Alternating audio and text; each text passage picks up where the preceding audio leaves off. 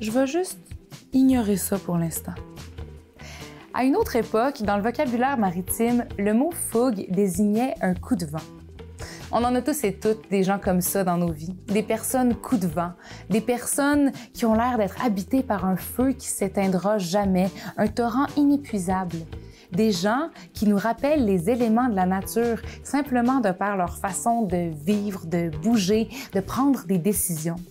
Des personnes qui déplacent de l'air et qui pourraient sûrement déplacer des montagnes. Moi, je regarde ces gens-là puis je me demande tout le temps comment ils font. Où c'est qu'ils puisent toute leur énergie? Est-ce qu'ils se rassemblent tous au même endroit à tous les soirs de pleine lune et ils font le plein d'énergie pour le mois? C'est quoi leur recette?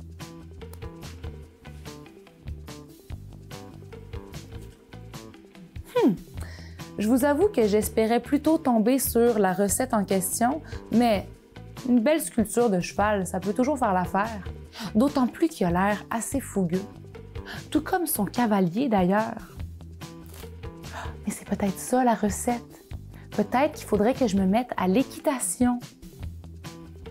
Je ferai ça demain. On s'en reparle.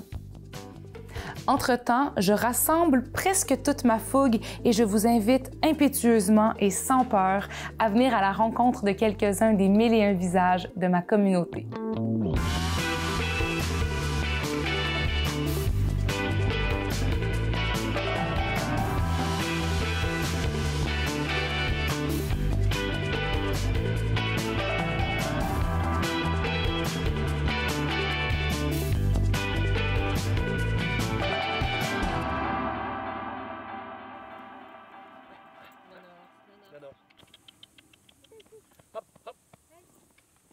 On s'est connus, nous, en 2005.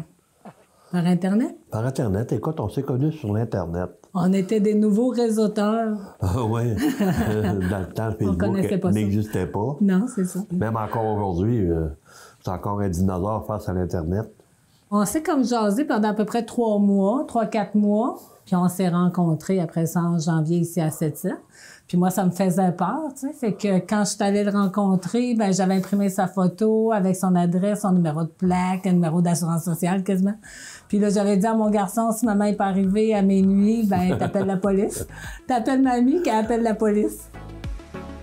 Je m'appelle Nathalie Gauthier. Je suis propriétaire de la ferme équestre Corcorico, copropriétaire avec... Avec moi-même, qui est Serge Desviens.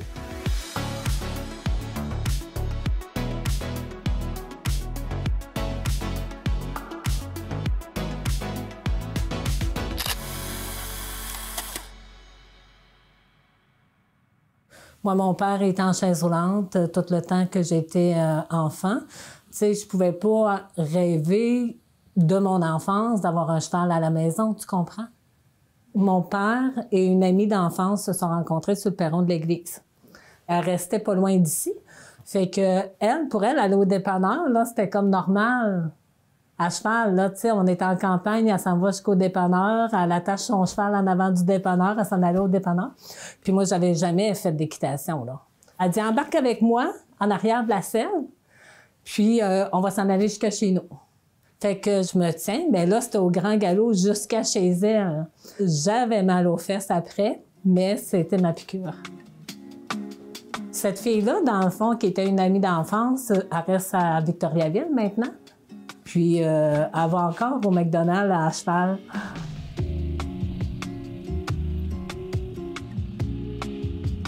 Moi, là, ça m'intéresse pas le cheval. J'aime ça le regarder. Mais moi, ce qui m'intéresse, c'est de travailler la terre. C'est faire les sentiers, faire les foins. Ça, c'est mon dada. J'aime ça, faire ça. Mes petits-enfants m'appellent Papy Chevaux. Oh, Papy Chevaux, Mamie Chevaux. Ouais. C'est quelque part... C'est ce qu'on veut transmettre. C'est ce qu'on veut transmettre, c'est les valeurs animales, oui, la nature. Quand ils viennent ici, on les montre les chevaux, on les rentre dans l'écurie, on les promène en traîneau tout autour du terrain. Ouais. Non, quoi, ils ont de l'espace pour courir, ils ont de l'espace. Puis tu sais, c'est pas stressant quand on va chez Mamie Papy.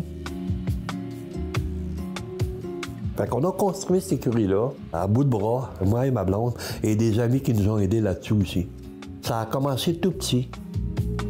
Ici, on est à Moisy, sur le bord de la rivière Moisy. On offre des camps de jour. des pensions, des demi-pensions. Moi, j'ai une formation en équitation western. Je suis instructeur en équitation plein air. Je suis instructeur en équithérapie.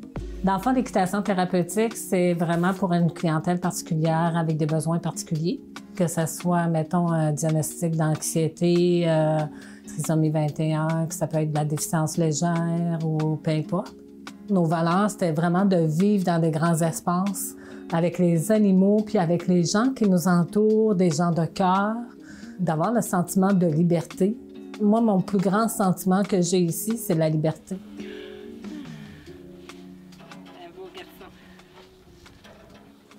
Je pourrais peut-être raconter l'anecdote de notre premier vagabond. Et Seigneur. Dans Cantorno, on avait un petit bœuf. On avait un petit bœuf à Hélène, un bœuf à Hélène. On a acheté un petit bœuf à Ferme 5 étoiles. Puis d'autres, on ne connaît pas ça, on n'a pas d'expérience. On met ça dans un enclos de cheval. Tu comprends qu'un enclos de cheval, c'est un de 3 barres.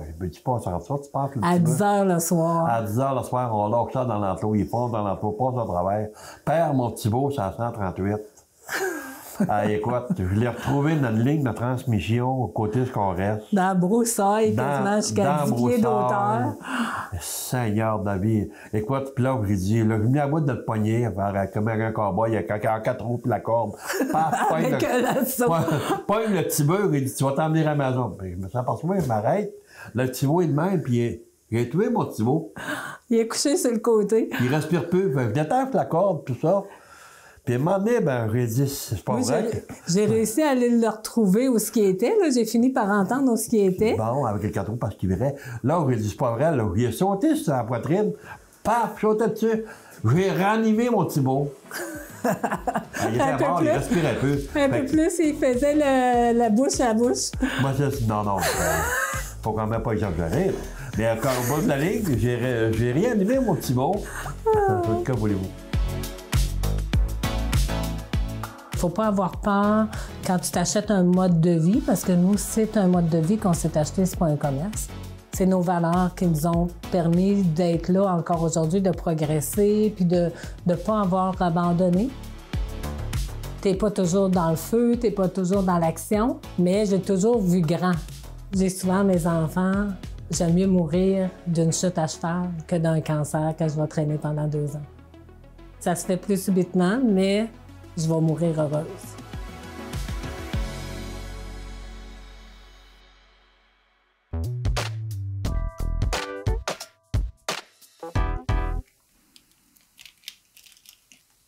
J'ai été une enfant, on va dire quoi, très rayonnante. Et je bougeais beaucoup. J'avais ce problème-là avec ma maman, que des fois, elle avait besoin de moi à la cuisine. Et moi, j'étais à grimper dans les arbres, chanter dans les arbres. Et j'aimais ça quand ça balançait, quand il y avait du vent. Je vais me mettre au sommet du goyavier, au sommet de je ne sais quel arbre, pendant que le vent dandine et tout, ça me dandine, je chante. Puis un jour, ma maman n'en pouvait plus. Elle m'a appelé plusieurs fois pour aller faire quelques commissions à la cuisine. Ok, elle m'a trouvé en train de faire mon spectacle là. Chez nous, les mamans africaines, là, c'est très fort. Elle est venue avec une machette. Elle a dit, ok, madame, puisque tu as décidé que c'est là-bas que tu veux vivre, je vais te couper. Je vais trancher ici. Et peut-être ça va te faire redescendre sur terre parce que tu aimes bien être dans les nuages. En fait, c'est ça. Donc, ma mère, elle m'a menacée. Elle a commencé à taper le goyavier. Puis, je me suis mise à pleurer comme, je sais même pas, toutes les larmes de ma vie. Je me suis demandé, est-ce que c'est ma mère qui veut me tuer ou bien c'est quoi? Donc, ça, c'est quelque chose que je peux pas oublier. Je m'appelle Léonie Langa, de mon nom d'artiste. Je viens du Cameroun et je suis auteure, compositrice, interprète, chorégraphe et créatrice également. Je suis basée en Beauce et voilà.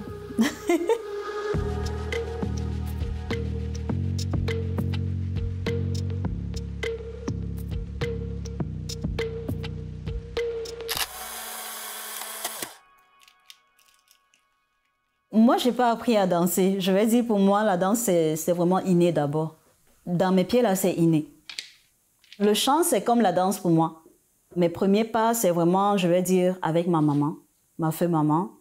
Elle m'a poussée sur la scène, en fait, je vais dire ça comme ça.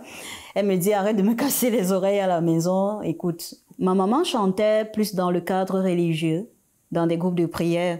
Et elle avait une voix très fine, très aiguë.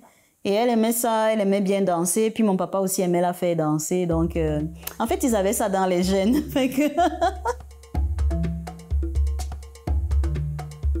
J'ai eu l'idée de lancer Afrikiat avec la complicité de ma sœur aînée. C'est à Saint-Georges que je donne mes ateliers. Je danse facilement, mais je ne connais pas encore toutes les danses africaines, il y en a trop. Je pars, par exemple, des danses africaines que je connais, comme celles originaires de mon pays, le Cameroun, et je me rends compte que les Québécois s'y intéressent beaucoup. Afrikiat, pour moi, c'est comme mon bébé ici, parce que je me dis partout où on va, on a quelque chose à recevoir, mais également à donner. Et moi, j'ai tellement à donner, à travers la musique, à travers la danse, à travers les arts culinaires, parce que j'aime aussi beaucoup la cuisine.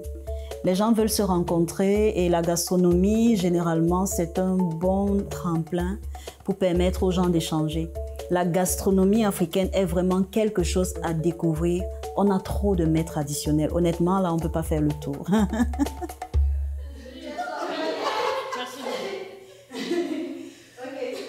J'ai sorti des chansons. Mon tout premier single, c'était Africa Tema. En ma langue kako, ça veut dire Africa, lève-toi, réveille-toi. La toute dernière que j'ai sortie, c'était sur une collaboration avec Mathieu Fizet, Toutou Tata, que ça s'appelle.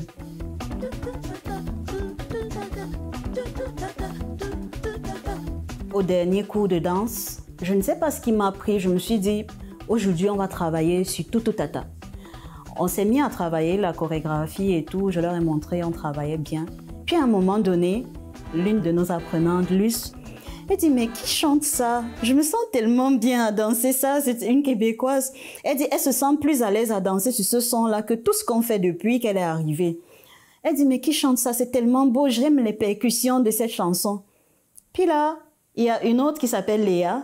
Elle dit, mais c'est Léonie. C'est la chanson à Léonie. Pourtant, moi, je n'étais pas venue comme pour leur faire savoir que c'est moi qui chantais. Je me suis juste dit, on va bouger sur cette vibe-là. Puis, elles ont demandé à écouter la chanson de bout en bout. À la fin, c'était des acclamations. Elles disent, mais c'est pas possible. C'est pas, mais pourquoi tu ne t'en vantes pas? Pourquoi est-ce que tu ne fais pas ça? Donc, en fait, pour moi, c'était tellement touchant. C'était vraiment beaucoup touchant. Je me dis, OK, ce qu'on fait est beau. Ça n'a pas toujours été un long fleuve tranquille depuis que je suis arrivée ici. J'ai connu énormément d'épreuves. Tous ces coups qu'on endure, tous ces coups qu'on encaisse, ça a parfois tendance à nous mettre complètement à genoux. Mais je suis tellement reconnaissante de pouvoir toujours me relever, d'avoir eu aussi sur le chemin de belles personnes que j'ai rencontrées qui, quand j'étais par terre, m'ont portée. Je suis une fonceuse, je suis une personne hyper déterminée. Sur la scène, j'estime que je suis vraiment fougueuse. On m'a toujours définie comme une bête de scène parce que quand moi je montais sur scène, c'était l'expression totale de tout ce que je suis en fait. Je suis à la fois folle, à la fois sensible et à la fois farouche. Donc sur scène, je donne tout ça. Ça fait amplement partie de moi et c'est surtout sur la scène que je peux exprimer ma fougue en fait, mon côté fougueux. C'est ma personne. Malgré tous mes défauts également, parce que j'en ai. Parce que j'en ai comme tout le monde. Donc, c'est un peu ça.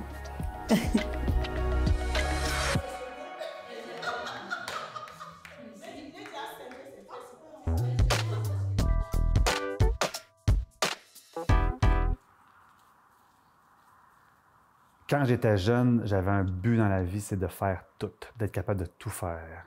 Donc, dans le restaurant, j'ai tout fait. J'ai fait énormément de plomb, j'ai fait les chambres, je fais l'administration, je fais tout. C'est pas compliqué, je répare les tuyaux, l'électricité, je pose des crochets, je change les lampes, je fais tout. C'est ça qui est le fun dans ce domaine-là, c'est que tu touches à tout. Le nom de mon restaurant, c'est le Café Acadien de Bonaventure. C'est notre 10e saison cette année. Quand on a décidé de prendre le projet en main, j'ai dit à Christophe, tu sais que c'est trop gros comme projet? J'ai dit, c'est trop gros pour nous, mais on va le faire pareil. Moi, ma tante a eu un restaurant, ma tante a eu aussi une auberge. Elle s'est tapée des burn-out sur ces deux entreprises-là, mais j'ai dit, ben non, on va être deux, ça va être correct. Hein. Eh bien, je me suis pété des burn-out. Je m'en suis pété des beaux corrects. Je m'appelle François Mallette. J'ai étudié en sciences pures, bifurqué en arts plastiques, dirigé en photo, switch en horticulture et maintenant en restauration.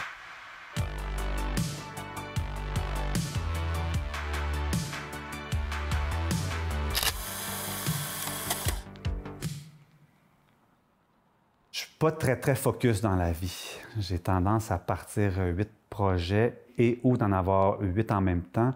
Donc, quand j'arrive en cuisine, mettons, je peux dire quelque chose, prendre quelque chose en charge, flipper les patates, tourner des œufs, faire les toasts. Mais surtout, ce que je peux faire, c'est disparaître.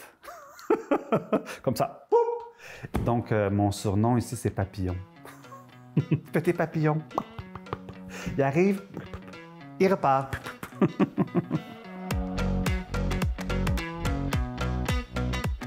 Le café acadien, c'est une ancienne poissonnerie qui a été construite en 1930. On a des amis, quand ils étaient jeunes, ils venaient travailler ici. Ils miraient la morue, c'est-à-dire qu'ils mettaient les filets sur des tables lumineuses, puis ils enlevaient les verres un par un. Aujourd'hui, le mirage ne se fait plus parce que les poissons sont systématiquement congelés, donc nous mangeons le verre mort. Il n'y a pas moins de verre qu'avant, mais au moins ils sont morts. On a pris cette entreprise-là en n'ayant aucune connaissance en rien de rien de rien. On s'est dit, advienne que pourra. La première journée, ça s'est bien passé. Les gens arrivent pour payer, ils payent en argent comptant. On n'avait pas d'argent dans la caisse. On était obligé d'aller voir tous les cuisiniers pour qu'ils se vident leurs poches, pour qu'on puisse avoir un peu de change pour remettre le change aux clients. Puis l'autre anecdote, ça a été une catastrophe, mais les égouts ont bloqué. Il a fallu appeler un bonhomme qui arrive avec sa grosse machine pour débloquer les tuyaux, pour se faire dire que les tuyaux étaient bloqués de gras de bacon de toutes les années avant. Je suis bélier ascendant bélier et je me suis inventé un signe astrologique, c'est Pétunia ascendant boule disco. C'est quand j'étais plus jeune, même encore, je trippe sur la musique house et les discothèques. J'ai toujours voulu mourir écrasé entre une boule disco.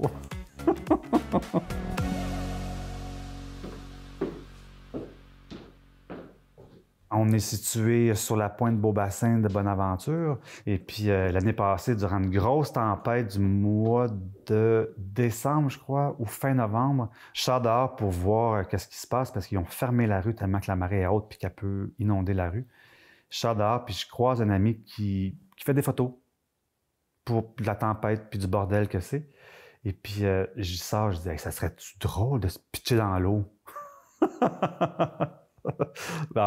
En étant certain qu'il répondrait genre « Ah oui, ça serait drôle » et que ça l'arrêterait là. Eh bien non, mon cher Sébastien avait son maillot en dessous parce que lui, monsieur, se baigne depuis que 15 ans. Fait qu'il dit « T'es pas game? » Je dis « Ben oui, je suis game. » Ben, il dit « J'ai mon maillot en dessous. » Il dit « Quoi? » Il dit « Mais comment? Quoi? »